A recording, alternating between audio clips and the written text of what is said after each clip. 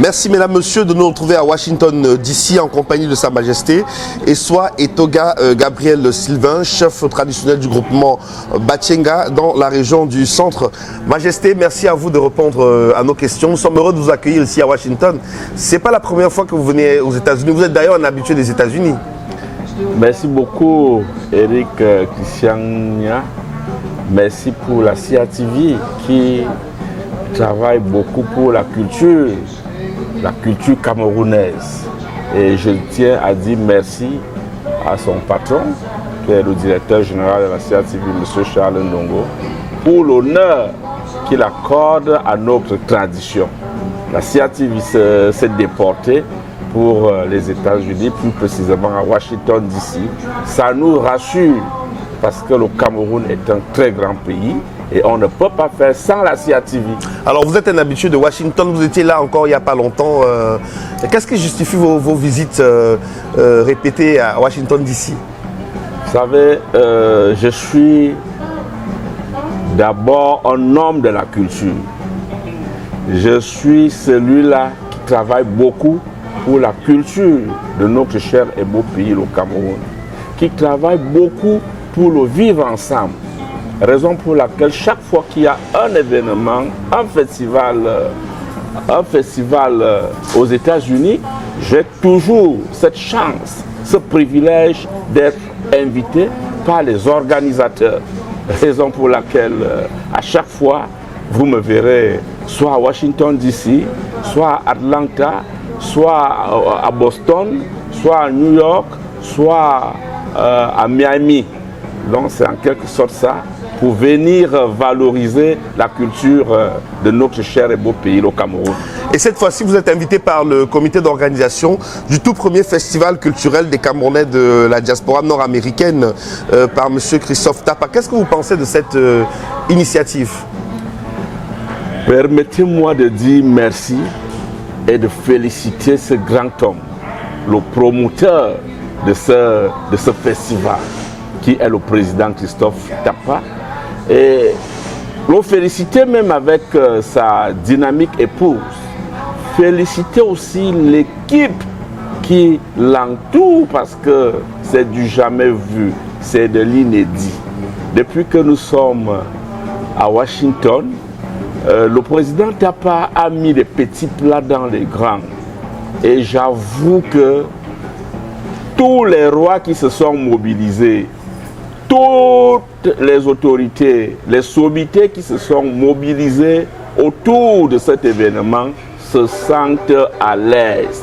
Il est donc question pour nous de féliciter l'initiateur et de dire au président, un seul mot, la chefferie traditionnelle dans son ensemble est de tout cœur avec vous. Les chefs traditionnels qui sont des messagers vous bénissent. Mettre beaucoup d'argent dans une initiative comme celle-ci, ce n'est pas donné. Ce n'est vraiment pas donné.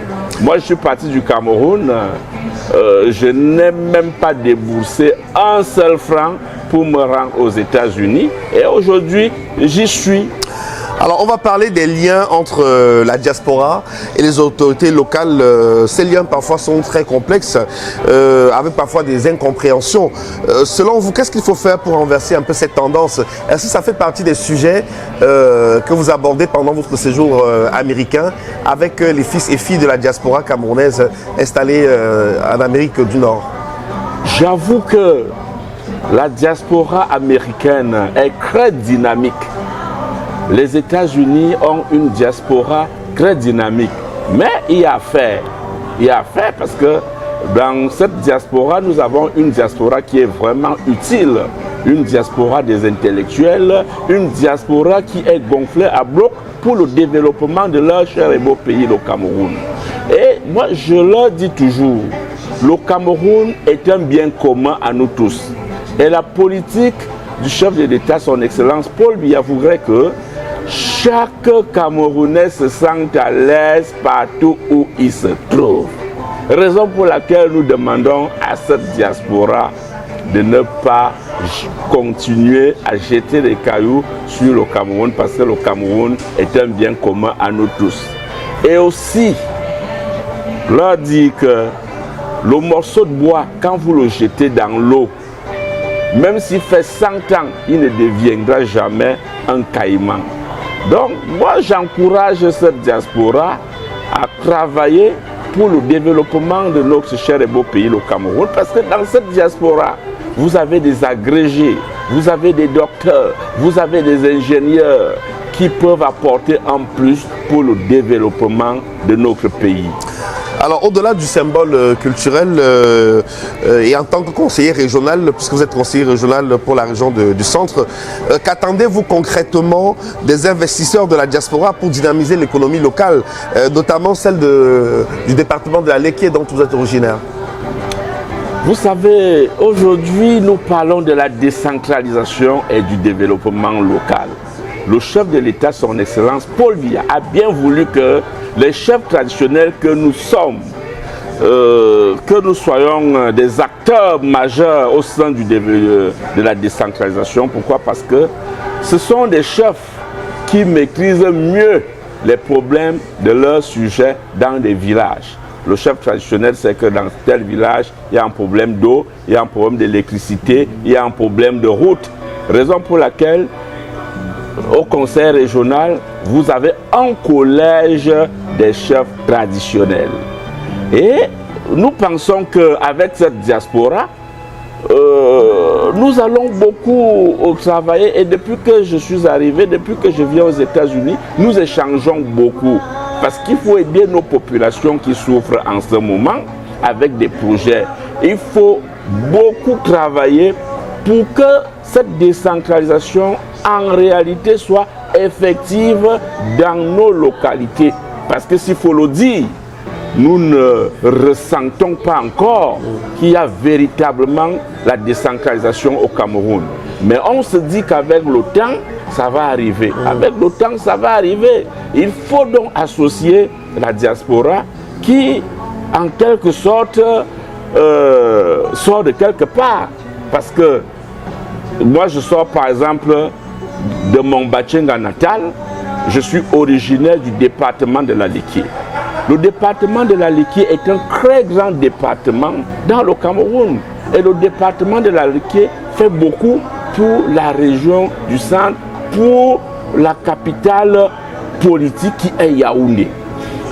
Il y a des avantages, il y a des atouts, il y a des choses qu'il faut faire dans le sens du développement, en agriculture et bien d'autres. Donc, nous demandons à cette diaspora de ne pas se fatiguer. Nous demandons à cette diaspora de continuer à œuvrer aux côtés des pouvoirs publics pour que ce développement soit vraiment effectif. Et je pense que les choses iront mieux dans le bon sens. Alors au terme de ce séjour, quel message, Majesté, vous souhaitez que la communauté camerounaise d'Amérique du Nord retienne de votre passage ici à Washington DC? J'ai un message à tous les compatriotes, à toute la diaspora, à tous les Camerounais vivant aux États-Unis d'Amérique. Mobilisez-vous derrière le président Christophe Tapa. C'est un jeune très dynamique, c'est un jeune ambitieux, c'est un jeune qui est gonflé à bloc pour voir le Cameroun, la culture camerounaise aller de l'avant, aller très loin. Vous savez, avoir une idée comme celle-là, ce n'est pas donné.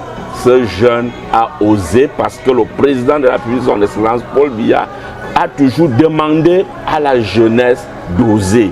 Raison pour laquelle, moi, tant que le président aura besoin de moi, je serai toujours à ses côtés, parce que le vivre ensemble au Cameroun est effectif. Le vivre ensemble est effectif. Monsieur Christian Nia, je vais vous dire une vérité. Le vivre ensemble au Cameroun, on n'a pas de problème avec le vivre ensemble. Les Camerounais vivent depuis ensemble. Quand vous arrivez par exemple à Bachenga, dans mon Bachenga natal, vous trouverez toutes les communautés. Sawa, anglophones, nordistes, toutes les communautés nous vivons ensemble. Et je pense que beaucoup de choses sont en train de changer et beaucoup pourront changer dans le sens positif. Mais alors, les chefs traditionnels que nous sommes aux côtés des pouvoirs publics pour que cette décentralisation soit vraiment effective et que le peuple camerounais se sente vraiment concerné dans cette déclaration. Bon, dans cette décentralisation, il y a encore des petits trucs et tout au niveau des mairies. Ben, il faut que les maires aussi changent de comportement parce qu'il y a certains maires qui ne nous honorent pas. Ils viennent travailler pour leurs intérêts personnels. Hein. On les connaît, on peut même les citer. Je parle de mon département, de ce qui se passe dans mon département d'origine qui est la Léquier. Il y a des maires qui nous ont déçus et qu'aux prochaines élections, là, ces maires seront sanctionnés par les populations, par le peuple, parce que le pouvoir appartient au peuple. Merci infiniment, Sa Majesté Essoa Etoga Gabriel Sylvain, chef traditionnel du groupement Batchenga, d'avoir répondu à nos questions ici à Washington DC. On vous souhaite bon séjour et bon retour également au Cameroun et particulièrement à Batchenga. Merci à Hilaire Sopi, des éditions Sopi Prod Paris, pour la réalisation de cet entretien. Merci beaucoup à la CIA TV, qui est la chaîne leader. Merci, merci, merci.